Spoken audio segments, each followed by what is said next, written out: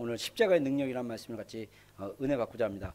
오늘은 여러분들 교회 절기로 고난주간에 우리 시작되는 첫날입니다. 그래서 예수님께서 그 유월절 절기 기간 중에 십자가에 그 달려 돌아가셨기 때문에 이제 이 절기는 모든 기독교 교회와 천주교회 그리고 유대교가 이렇게 지키는 절기입니다. 그래서 성경에 보면 1년 12달 동안 절기가 있어요. 우리나라에도 24절기가 있다고 하더라고요. 봄, 여름, 가을, 겨울. 그래서 이 절기가 있듯이 성경 안에 절기가 있는데 그 절기에 의하면 우리가 고난주간이에요.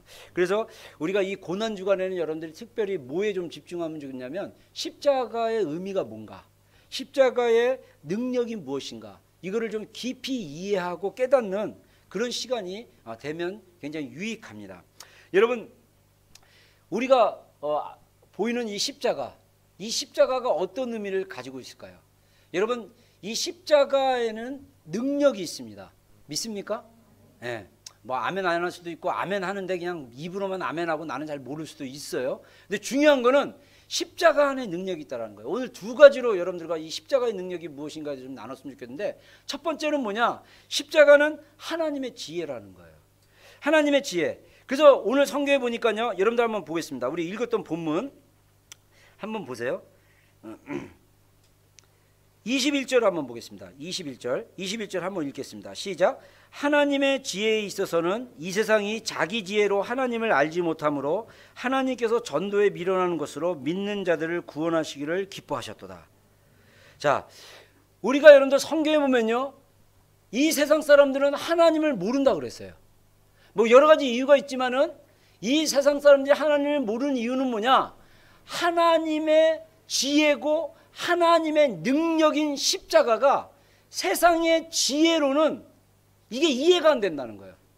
이게 와닿지 않는다는 거예요. 만약에 여러분이 십자가가 별로 와닿지 않거나 깨달아지지 않거나 능력이 되지 않았다면, 여러분들 우리가 십자가를 단순히 머리로만 또는 세상적인 지식으로만 알고 있기 때문입니다. 여러분, 십자가의 그 의미는요, 우리의 단순한 지혜나 지식으로 이해되는 게 아니라는 거예요. 여러분, 그래서 십자가의 의미를 깨닫고 하나님을 사랑을 경험했다면 그것은 내 지혜, 내 지식이 아니라 하나님의 능력에 의해서 그것을 깨닫게 되고 그것을 알게 됐다라는 거예요. 여러분, 이게 신앙의 신비예요. 여러분, 신앙은요, 우리가 가지고 있는 신앙은 비밀과 같은 것입니다. 여러분, 저한테 비밀이 있어요. 여러분, 나의 비밀을 여러분이 아십니까? 당연히 모르죠. 나의 비밀을 아는 사람이 있어요. 저의 아내. 왜 압니까? 가까이 있기 때문에 아는 거예요. 같이 살기 때문에 아는 거예요. 나와 함께 대화를 나누고 밥을 먹고 삶을 나눴기 때문에 아는 거예요. 여러분들이 너 신다니엘 목사님 아니? 나 잘 알아. 어떻게 하니? 목사님의 키는 몇이고 안경을 썼고 얼굴이 좀 빼쭉하고 턱이 좀 나왔고 등이 좀 구부정하고 뭐 이래서 외모적으로 쫙 갖고 입이 좀 까다롭고 먹는 거 별로 안 좋고 오징어 특히 좋아하고 뭐하고 애가 셋이고 그 애들은 누구누구고 쫙 인포메이션을 다 나열할 수 있어요. 근데 여러분들이 내 마음을 알아요? 모르면 모르는 거예요, 여러분. 여러분, 마찬가지입니다. 우리가 십자가는 나의 죄를 위해서 예수님께서 대신 십자가에 돌아가셨고 머리로는 다 알아. 근데 뭐냐? 십자가가 내 안에 능력이 되지 않는 이유가 있어요. 그래서 하나님이 우리에게 계시로 보여주셔야 돼요. 할렐루야. 하나님이 깨닫게 해주셔야 돼요. 이게 놀라운 거예요. 저도 어느 날 기도하다가 깨달았어요.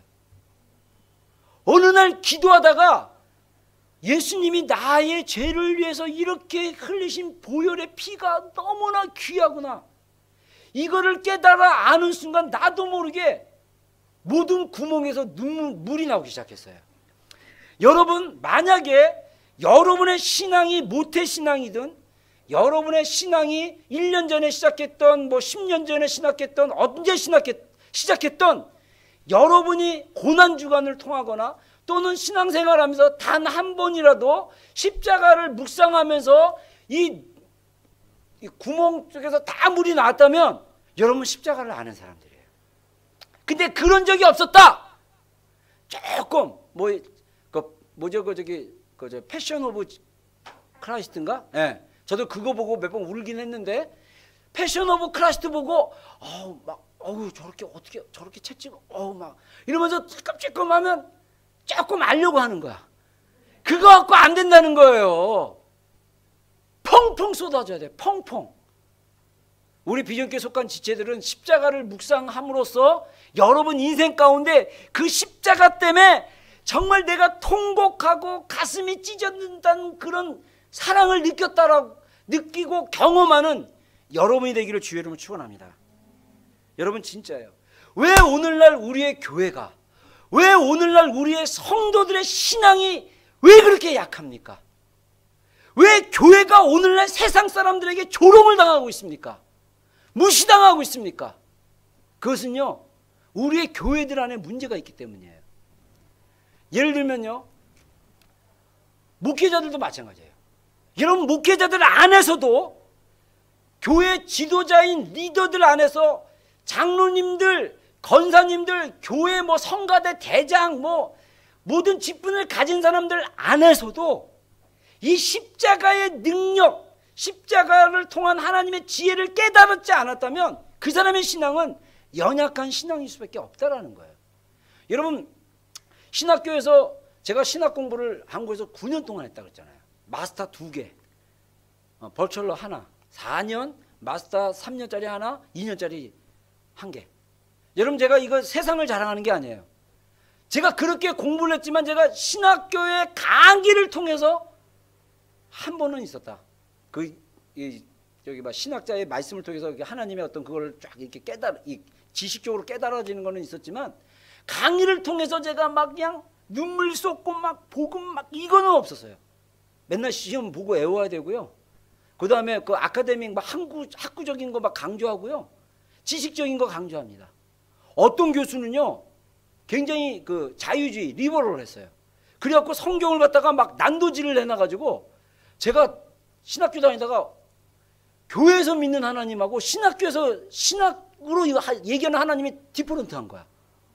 혼란스러웠어요. 막 그냥 요동이 치는 거예요. 그래서 어떻게 한지 아십니까? 기도실 가서 기도했어요. 하나님 왜 이렇게 다릅니까? 이 교수들이 지식으로 가르치는 하나님하고 왜 내가 교회에서 만난 하나님하고 다릅니까? 막 기도했더니 하나님이 저한테 이게 내적 음성으로 말씀하시기를, 야, 내가 세상을 다 지었는데 인간의 지식이 나를 어떻게 설명할 수 있냐. 두려워하지 말고 자유주의 신학이고 무슨 신학이고 다 한번 공부해봐라.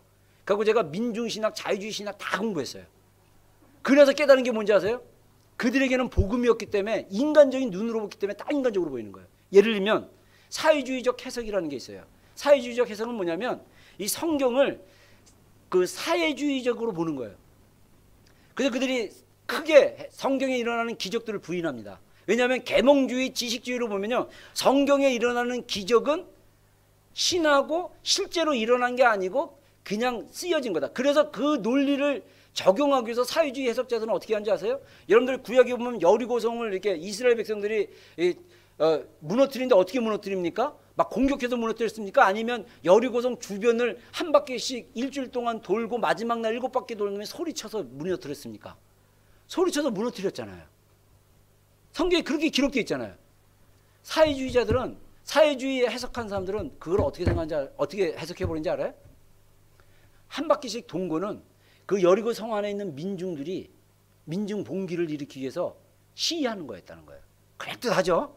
그래가지고 막 시위하다가 갑자기 7바퀴 딱 돌고 나서 마지막 되는 날 와 소리 질렀을 때 그 여리고 성 안에 있던 그 민중들이, 노예들이 반란을 일으켜가지고 이 성을 갖다가 이렇게 문을 열어갖고 성이 점령된다. 그럴듯한데 성경은 그렇게 얘기하지 않았어요. 성경은 소리를 질렀더니 성이 무너졌더라. 그러면 이 사람들의 공명에 의해서 깨질 수도 있고요. 우리가 두 가지로, 성경을 진리로 했을 때 우리가 두 가지로 추정할 수 있어요.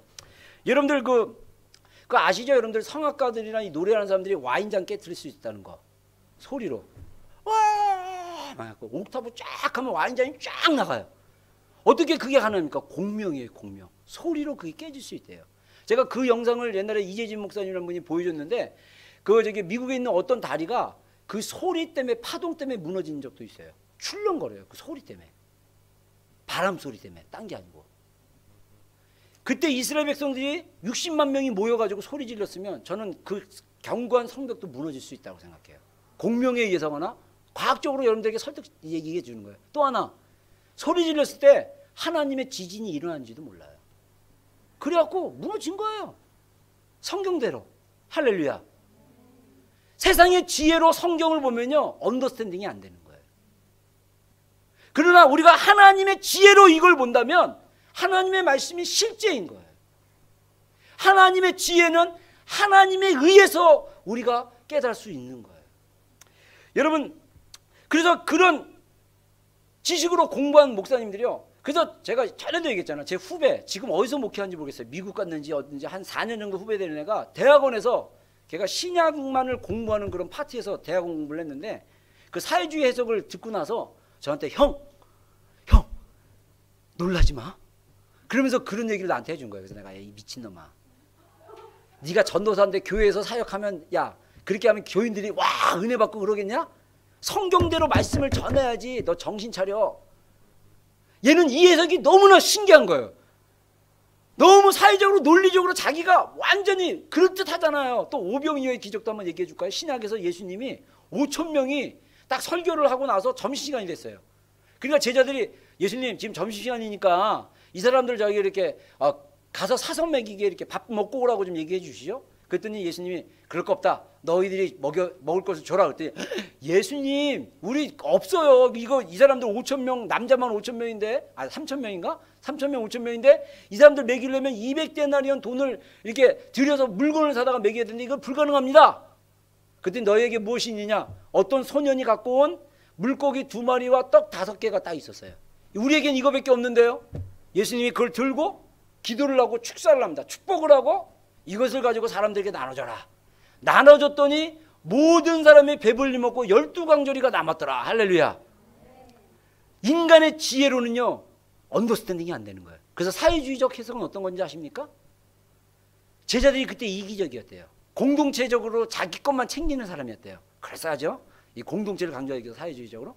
그러다가 예수님이 한마디 하니까 제자들이 고민을 했는데 어떤 소년이 담대하게 믿음으로 예수님 제가 먹을 건데 같이 먹죠. 나눠 딱 가지고 왔대요. 그러니까 예수님이 그걸 보고 축복하자 거기에 있던 많은 군중들이 양심에 찔려갖고 자기가 가지고 있던 그 도시락을 다 내놓아가지고 결국은 12광저리가 남았더라. 그러면서 우리의 믿음은 뭐냐? 자기 걸 숨기지 말고 그것을 주님께 드렸을 때 많은 사람들이 함께 감동을 받아서 이렇게 내놓는다. 이게 공산주의 비슷한 거예요. 이게 인간의 지혜예요. 신학자들이 그렇게 해석을 하고요. 그런 해석을 선호하는 목사들이 있어요. 적지 않습니다. 그런 사람들이 교회에서 목회를 하면 어떻게 할까요? 성도들을 지식적으로 가르쳐요. 성도들을 지식 전달로 합니다.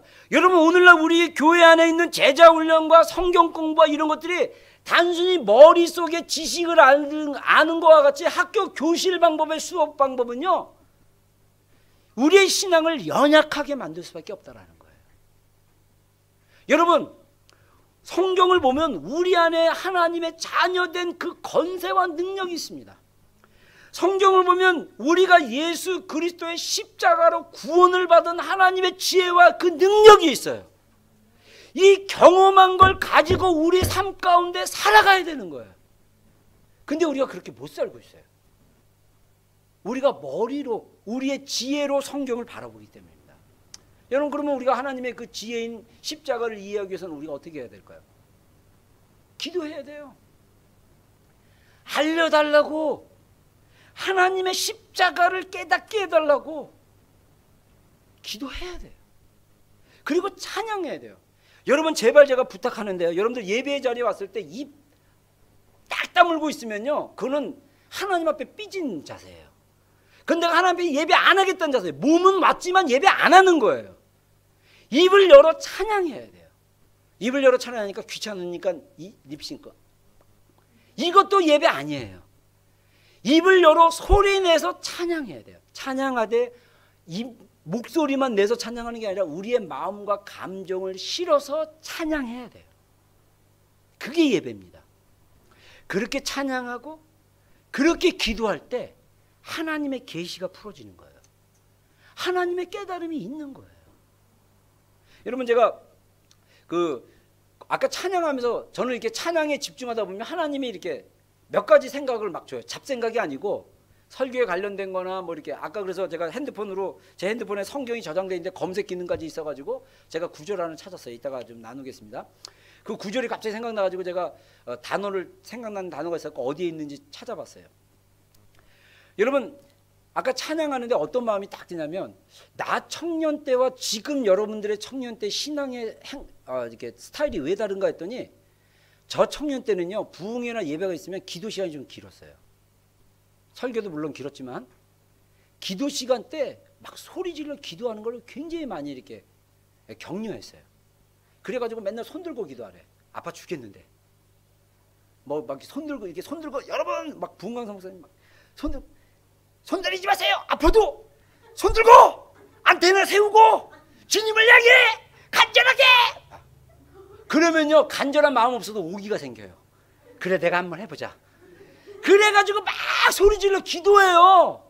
여러분 생각해보세요. 나는 기도 별로 안 나오는데 강사 목사님이 손 내리지 마세요 막 이러고 눈 뜨고 막 지켜보고 있어. 그러면 창피해서 손도 못 내려. 팔은 아파 죽겠는데 막 이러다가 보면 나도 승질나서 막 기도하기 시작해요. 그러다 보면 하나님의 은혜가 내 안에 들어가는 거예요. 여러분, 제가 성령 충만을 여러 번 받았는데 제가 두 번째 성령 충만 받았을 때가 어느 때인지 아세요? 제가 5기로 기도했을 때 성령 충만이 저한테 임했어요. 제가 그때 군대 막 제대하고 학생부 교사로 학생부 수련회 쫓아갔다가 그 학생부 아이들이 막 기도하는데, 그때 한 40명 학생들이 막 유수 수련회 때 마지막 날 막 기도하는데 그 전도사님이 딱 그랬어요. 제가 지난주에 얘기했던 하나님 신발 이거 했던 전사님인데, 그분이 딱 그래요. 우리 성령 받읍시다. 초대교회처럼 성령 받읍시다. 막 강조를 하는데 제 안에 거룩한 그 집중력, 거룩한 야망이 제 안에 생겼어요. 야, 그래, 내가 오늘 정말 그 사도행전 2장에 나와 있는 마가다락방의 성도들처럼 하늘에서 불이 직접 내 머리에 딱 떨어져 갖고 내가 뱀의 불의 혀처럼 라라라락 이러고, 그때 방언기도 했지만 내가 막 이렇게 막 기도하는 정도의 수준까지 올 때까지 내가 기도하고, 내가 오늘 이거 수련 그 예배당에서 숙소까지 이렇게 거리가 좀 있는데 내가 이 불이 떨어지지 않으면 내가 숙소에 내려가지 않겠다. 그런 감동이 제 안에 있었어요. 학생부 수련하는데 교사가. 근데 이제 그 전사님 어떻게 권유하냐면, 교사들이 학생들을 놓고 이렇게 자기 반 학생들을 놓고 이렇게 같이 기도 좀 해주라고 그랬거든요. 저는 그때 제가 불 받고 싶었어요. 그래서 하나님, 제 애들 기도 안 해주고요, 제가 기도할 거예요. 그래가지고 막 기도했어요. 막 진짜 인간적인 마음 같죠. 그 감동이었어요. 막 기도하는데 이게 불이 올 기미가 없는 거야. 애들은 더 뜨거운데 애들은 막 뜨거워하는데 나는 없어. 그리고 내가 생각하기를, 하나님 앞에 울면 불이 떨어질래나? 그 생각이 머릿속에 탁 뜨는 거예요. 그리고 제가 잔머리를 딱 썼죠. 슬픈 생각을 하자. 막 슬픈 생각을 막 하기 시작했어요. 근데 눈물이 약간 찔끔 딱 나오려고 그래. 그때 내가, 야, 드디어 눈물이 나는구나. 그때까지 제가 울면서 기도하면서 울어본 적이 없었거든요. 그래가지고 딴 사람들은, 애들은 막, 학생 애들은 막 울어. 기도하는데 막 콜도 울리고 막. 근데 나는 이 눈물이 안 나오는 거야. 그래갖고 내가 슬픈 생각해갖고 울면 불이 떨어질 수도 있겠다. 기대해가지고 막, 근데 눈물이 찔끔 나는 순간 내 안에서 성령이 뭐라 그러신지 알아요? 내가 겉을 보겠느냐, 내가 외모로 너를 보겠느냐, 내가 너의 속사람을 보지. 그 음성이 딱 들리는 순간 제가 어떻게 했는지 알아요? 오기로, 주님, 제가 안 울어요. 제가 치사해서 안 웁니다. 그래갖고 진짜 아직도 그때 분위기가 생각나요. 제가 이를 악물었어요. 내가 안 울어요, 주님. 그는 순간 눈물이 이 안에서부터 펑펑펑 쏟는 거예요. 나도 모르게. 오기가 박동했는데 주님이 딱 건드려 주셨나 봐. 막 쏟아지는 거예요. 그 순간, 야, 불 떨어지겠다. 이 머리는 잡생각으로 막 그냥 잔머리 막 굴리는 거예요. 불 떨어질 수 있겠다. 엄청 울면서 눈물 나온 대로 막 기도했어요. 근데 불은 안 떨어지고 옆에 그 후배 교사가 손을 딱 잡고 이 옮기는 거예요. 옆 친구한테. 승질 나잖아요. 불 막 떨어질 것 같은데. 그래갖고 제가 막 이렇게 안 닦았어요. 일부러 막 더 불쌍하게 보이려고 막 눈물 이렇게 막 이렇게 흘렸는데도 안 닦고 딱 눈 떠보니까 제 그 2년 후배인데 그 교회 후배인데 교사예요. 남자인데 얘가 자꾸 손을 들어서 이렇게 옆에 학생한테 얹히는 거죠. 내가 싫어가지고 촥. 근데 걔가 설신데 정말 이게 고집이 셌어요. 그러면 놔둬야 되잖아요. 성령의 감동이었나 봐요. 또 좀 있다가 또 손을 잡아요. 근데 또 얹혀.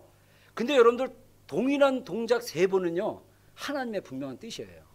2번 그랬거든요. 제가 또 승질 나가지고 나라고 나 지금 이게 말은 못하고 내 지금 불 받기 직전인데 왜 그냐고 내가 누라고 딱 그러고 또 막 기도하는데 얘가 좀 있다가 또 3번째 또 이렇게 해가지고 또 오니 그 순간 제 마음의 감동이 하늘의 불은 아니구나. 그래서 이제 애들을 위해서 기도했어요. 그래서 한 새벽 3시에 끝났나? 끝나고 내려오는데 성령이 제 안에서 충만하기 시작한 거예요.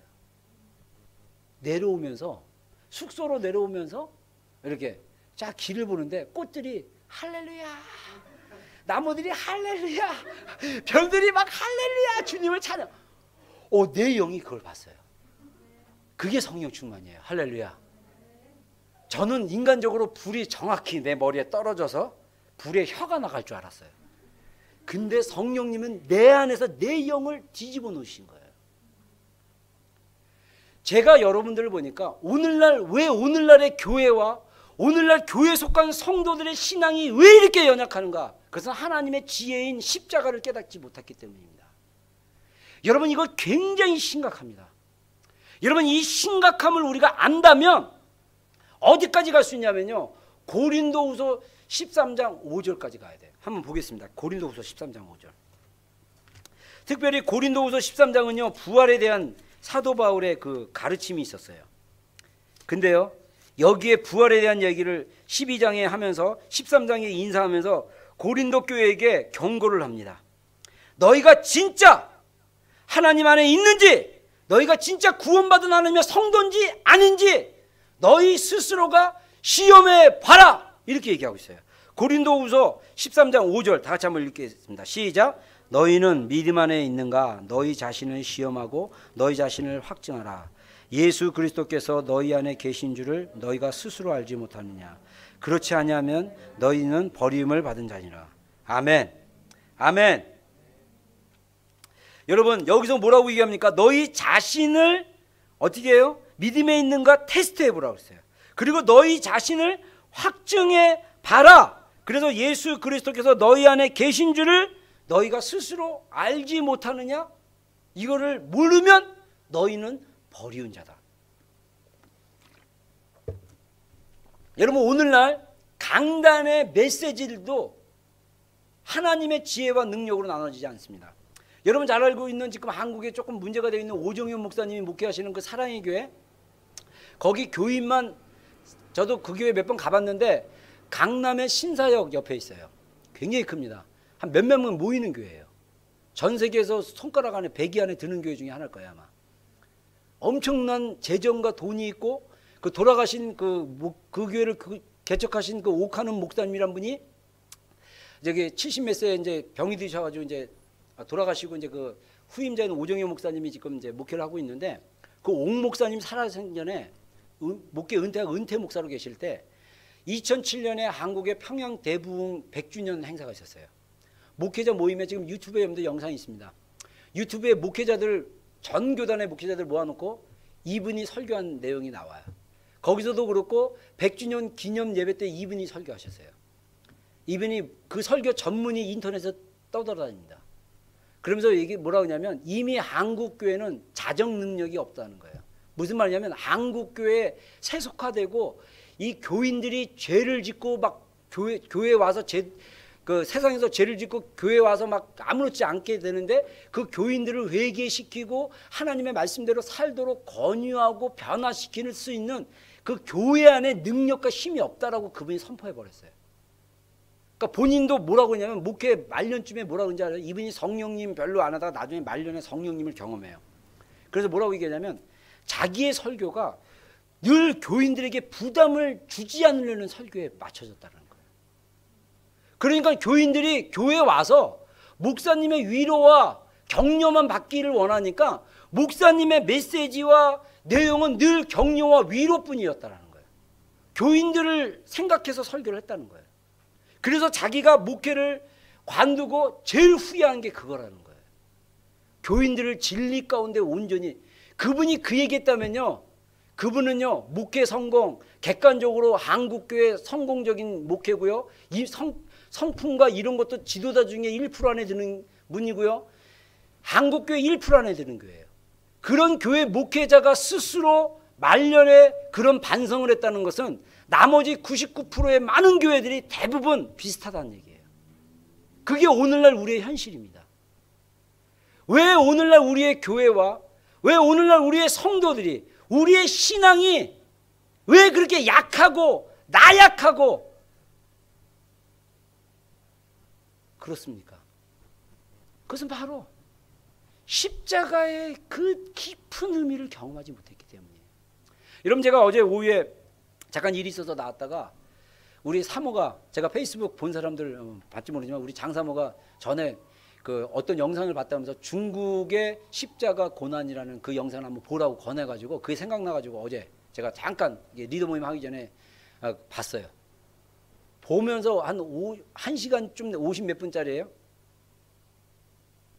엄청 울었어요.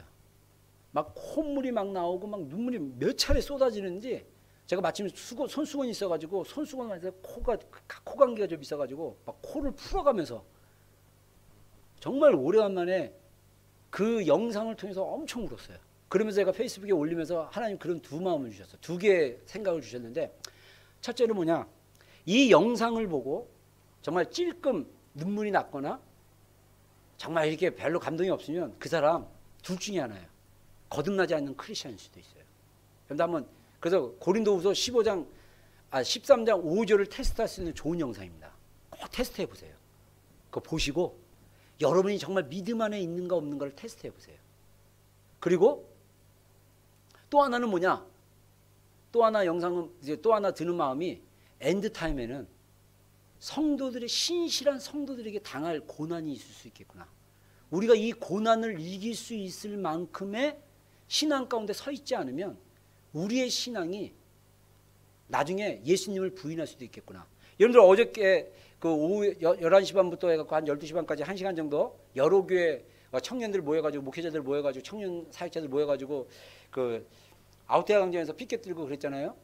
팜플렛 나눠주고 그랬는데, 저는 이제 사진 좀 찍고 이렇게 돌아다니면서 좀 이렇게 봤어요. 여러 교회가 왔었는데 제가 2번 봤습니다. 그 승주 형제가 우리 교회 팀이랑 이렇게 나눠줬는데 보는 앞에서 쫙 찢는 거예요. 키 남자애가. 그리고 제가 같이 이렇게 피켓 들고 서 있는데 와가지고 막 저주를 해요. 니네 자식들 뭐 해서 너 애들 못 낳고 됐고 막 좀 뭐 그랬대요. 이제 옆에서 뭐라고 막 욕을 막 F 욕을 써가면서 막 욕해요. 대놓고 우리 서 있는데. 그리고 저쪽 교회 갔더니 오늘의 비전교회 자매인데 같이 서 있는데 이 10대 애 같아요. 걔한테 키했는데 딱 나누니까 보는 앞에서 쫙 찍고 그러고 가는 거죠. 자매한테, 자매 상처받지 마. 우리가 온실에 있어서 이런 거 갖고 상처받을 수 있는데 이런 거 비바람도 맞아봐야 돼.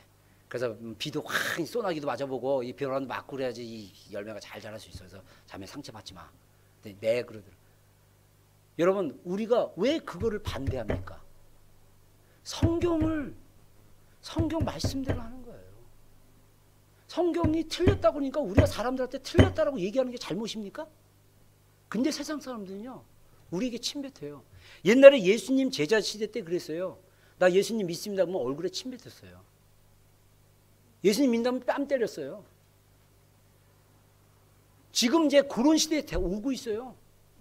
여러분들 세대, 나는 노인네라서 덜 때릴 거야 아마.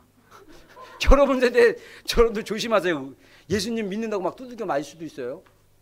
겁주는 게 아닙니다. 진짜 그런 신앙의 때가 어쩌면 오고 있는지도 모른다는 거예요. 내 생각에.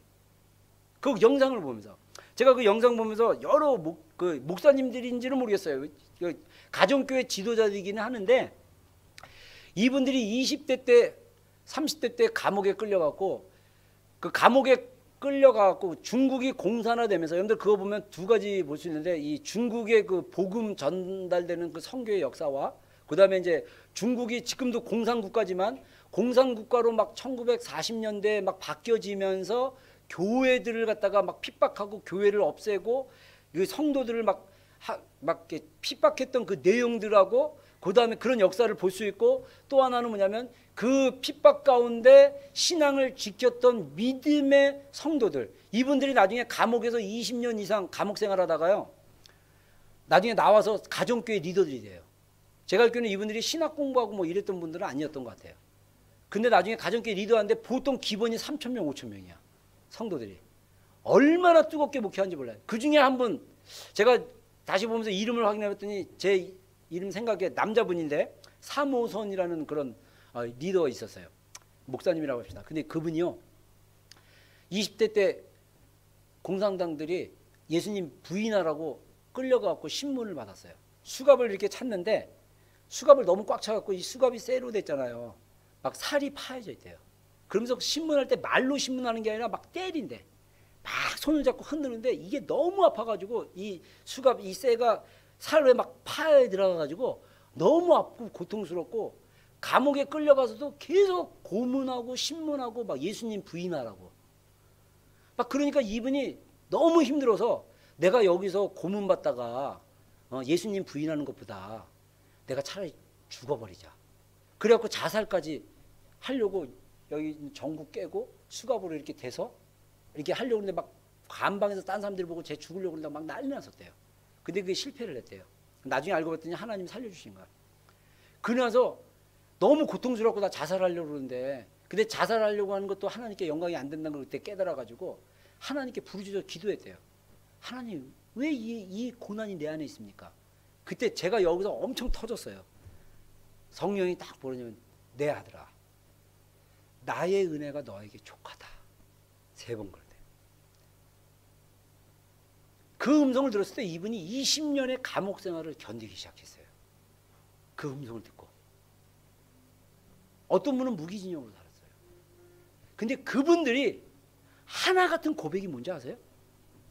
20년 동안 감옥에 있으면서 예수님 믿는 걸 포기하라고 때리고 고문해도 포기하자는 이유는 십자가를 묵상했다는 거예요. 예수님의 십자가로 내가 구원을 받았는데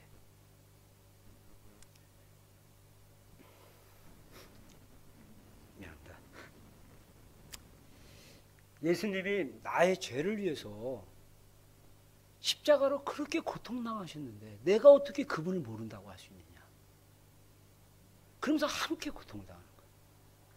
얼마나 괴로운지 몰라요. 힘들고 괴로워도 예수님의 고난을 묵상하니까 그 안에 뭐가 있냐면 능력이 나타나는 거예요. 능력이. 그 환경을 이길 수 있고 아픔을 이길 수 있고 그 고통을 이길 수 있고. 여러분들 꼭 보세요. 굉장한 하나님의 역사가 막 쓰여진 내용입니다.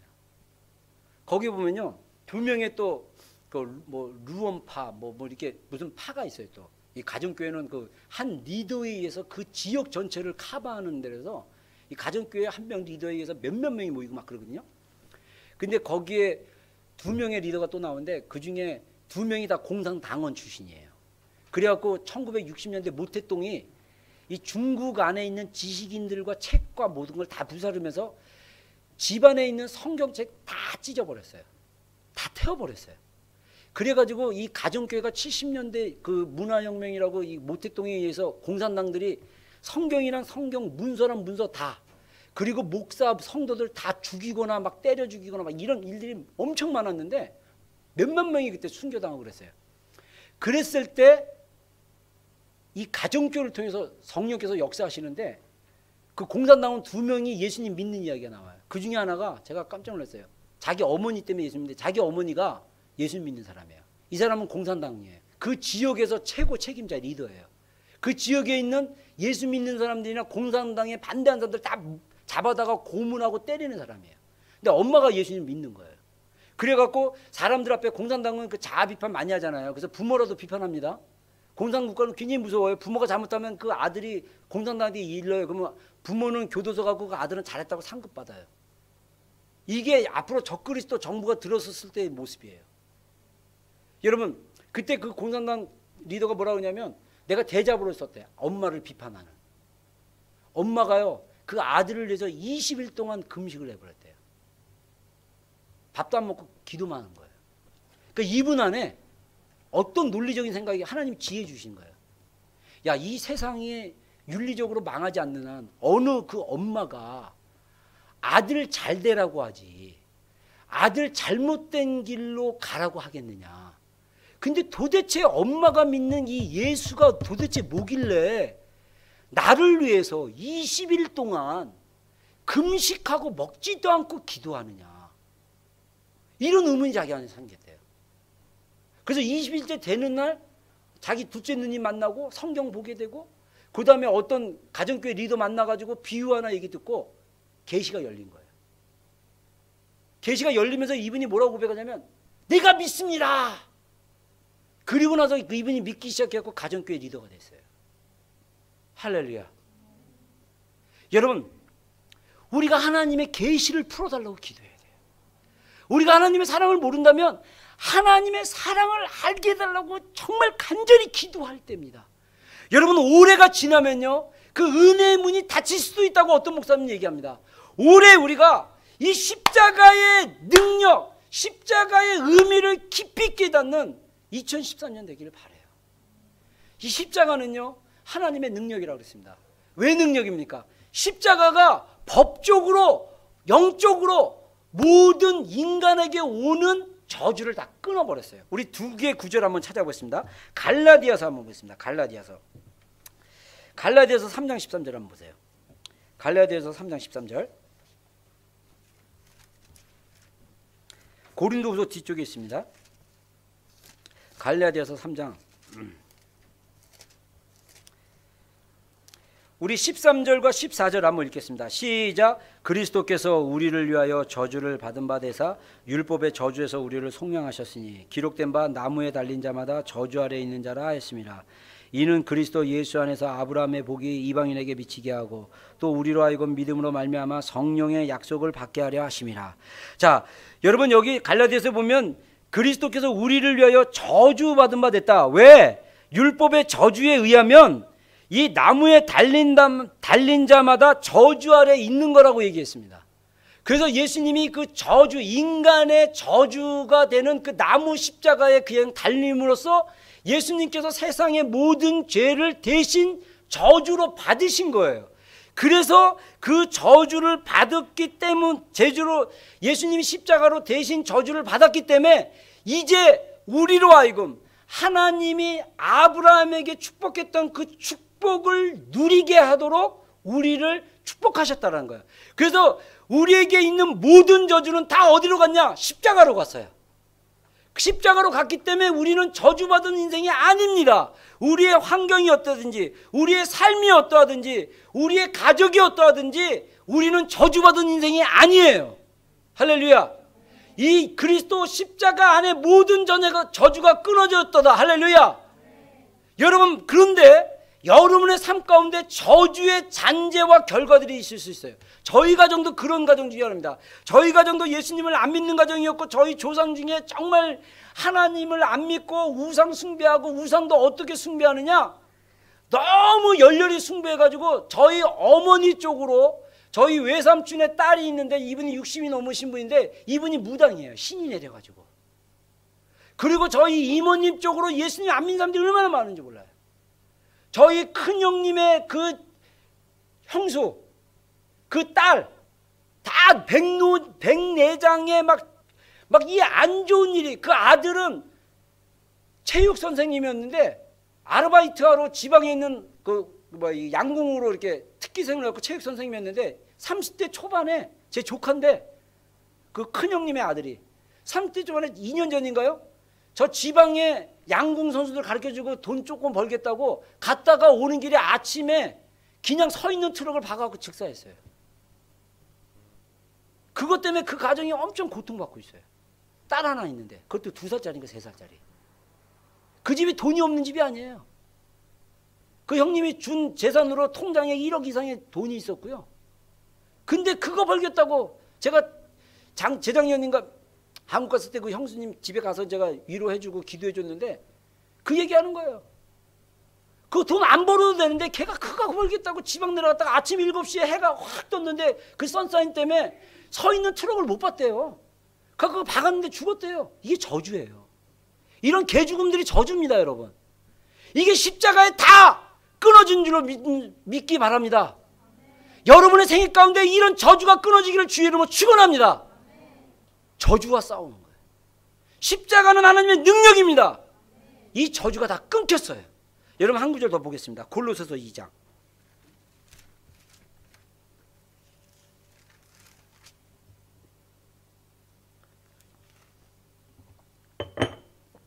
(2장) 13절로 15절 우리 한번 또 읽어보겠습니다. 시작. 또 범죄와 육체의 무할례로 죽었던 너희를 하나님이 그와 함께 살리시고 우리의 모든 죄를 사하시고 우리를 거스리고 불리게 하는 모조문에 쓴 증서를 지으시고 제하시고 버리사 십자가에 못 박으시고 통치자들과 권세들을 무력화하여 드러내어 구원께로 삼으시고 십자가로 그들을 이기셨느니라. 아멘. 여러분 뭡니까? 십자가로 제하시고 캔슬시키고 무력화시키고 디스아미시키고 뭐예요? 사단의 공격하는 저주, 질병, 묶임, 고통. 여러분 만약에 여러분들이 크리스찬인데 여러분이 불면증으로 괴로움당하고 있다면 그거는요 사단의 공격이고 공격일 수 있어요. 그럼 어떻게 합니까? 예수 그리스도의 이름으로 그 불면증을 끊어버려야 돼요. 왜? 성경에 하나님이 사랑하는 자에게 잠을 주시는도다. 근데 너무 나는 주님이 사랑하나 해서 열 몇 시간씩 맨날 자요. 그러면 게으름에 그 뭔가 있을 수 있어요. 그러면 그 게으름을 끊어버려야 돼요. 여러분 우리 생활을 보면요 사단에게 노출됨으로써 사단이 마음껏 우리를 갖고 놀 수 있도록 우리가 사는 경우가 굉장히 많아요. 그걸 끊어버려야 돼요.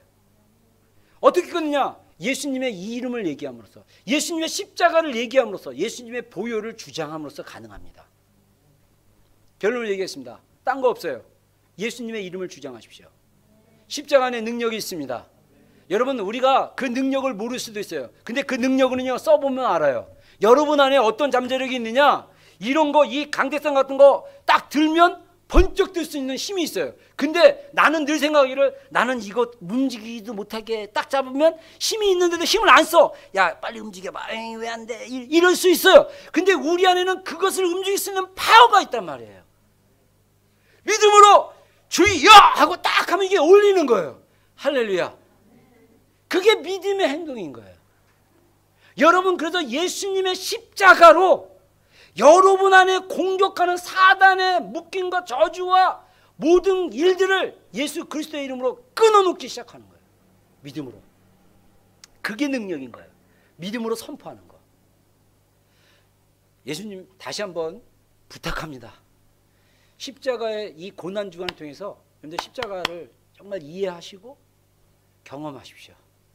그래서 우리 안에 하나님이 주신 그 능력이 있습니다.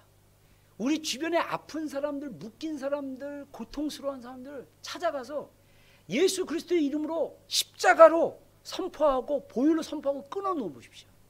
한 번에 안 되면 매일 가세요. 매일 안 되면 하루에 두세 번이라도 붙잡고 기도하세요. 능력이 나타납니다. 할렐루야. 그런 믿음을 소유하는 여러분 되기 바랍니다. 우리 찬양팀 나오시기 바랍니다.